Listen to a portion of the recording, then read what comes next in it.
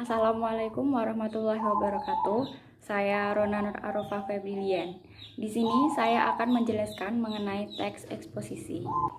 Yang pertama mengenai definisi teks eksposisi.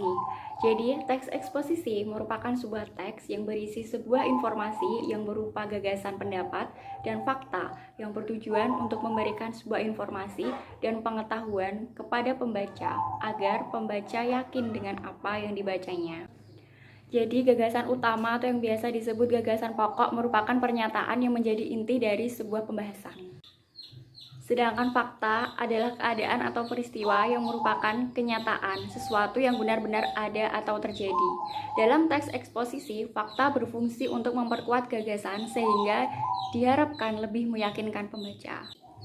Selanjutnya ada unsur-unsur teks eksposisi. Jadi unsur utama pembentuk teks eksposisi adalah gagasan dan fakta. Gagasan terdiri atas gagasan pokok dan gagasan penjelas. Ada pola-pola pengembangan teks eksposisi.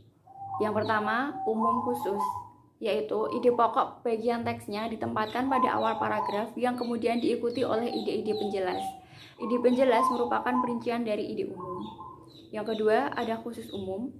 Hal-hal yang bersifat khusus diikuti oleh uraian yang bersifat umum. Bagian terakhir dalam teks ini merupakan simpulan dari pendapat-pendapat sebelumnya. Yang ketiga, ilustrasi, merupakan sebuah gagasan yang terlalu umum memerlukan ilustrasi-ilustrasi konkret. Ilustrasi-ilustrasi tersebut berfungsi untuk membuktikan suatu pendapat. Bahan ilustrasi bisa berasal dari pengalaman-pengalaman pribadi seseorang atau penulis. Jenis-jenis paragraf berdasarkan letak gagasan utamanya ada 3. Yang pertama, paragraf deduktif, yaitu gagasan utamanya terletak di awal paragraf. Kedua, paragraf induktif, merupakan paragraf yang gagasan utamanya terletak di akhir paragraf. Yang ketiga, paragraf campuran, yakni paragraf yang gagasan utamanya terletak di awal maupun di akhir atau bisa juga di tengah-tengah paragraf. Struktur dan kaidah teks eksposisi ada 3. Yang pertama, tesis, berupa pengenalan isu, masalah, ataupun pandangan penulis secara umum tentang topik yang akan dibahasnya. Kedua, rangkaian argumen, yaitu berupa sejumlah pendapat atau argumen penulis sebagai penjelasan atas tesis yang dikemukakan sebelumnya.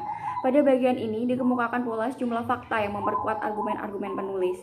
Yang ketiga, penegasan ulang, yakni sebagai perumusan kembali secara ringkas. Bagian ini sering pula disebut penutup atau kesimpulan. Sedangkan kaidah kebahasan teks eksposisi, yang pertama, menggunakan kata-kata teknis atau peristilahan yang dibahas. Kedua, menggunakan kata-kata yang menunjukkan hubungan argumentatif atau kausalitas atau hubungan kronologis berupa keterangan waktu. Ketiga, menggunakan kata-kata kerja mental. Keempat, menggunakan kata-kata perujukan seperti berdasarkan data, merujuk pada pendapat, dan lain-lain. 5. Menggunakan kata-kata persuasif seperti hendaknya, sebaiknya, diharapkan, perlu, harus. Yang keenam, menggunakan kata-kata denotatif. Selanjutnya ada ciri-ciri teks eksposisi. Memuat pendapat dan fakta, menjelaskan informasi dan pengetahuan-pengetahuan, singkat, padat, dan akurat, gaya informasi yang mengajak, bersifat objektif dan netral, penjelasan disertai data yang akurat.